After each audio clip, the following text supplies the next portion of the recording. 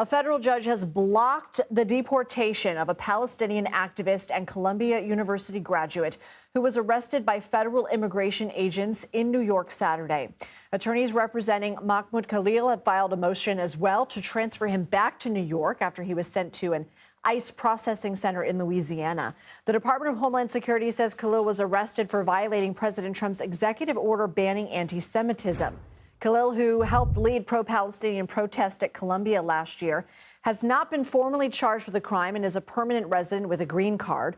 The president took to Truth Social Monday and said Khalil's arrest was the first of many to come. CBS News correspondent Lilia Luciano has been following this for us. So, Lilia, what do we know about what led to the judge's decision to block his deportation? So what we know is that Khalil's attorneys have, of course, filed a petition to fight that deportation.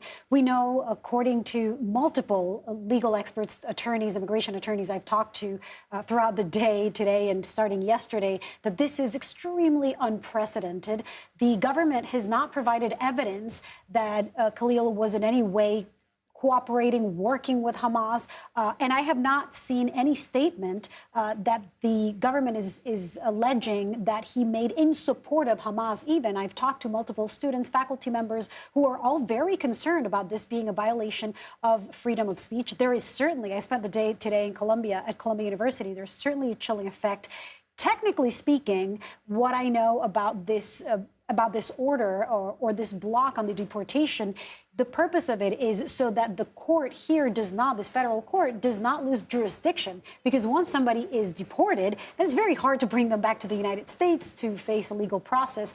And so what the goal is to maintain that jurisdiction in this federal court where, as anybody, especially somebody with a green card, somebody who is a permanent resident of the United States, can fight a case. What are the next steps? Well, the next steps, I was wondering whether he needs to appear in this court, and I have not received any clarity on whether or not he has to show up in person. He could potentially attend virtually. His attorneys, which are more than one, will likely of course, be present at this hearing.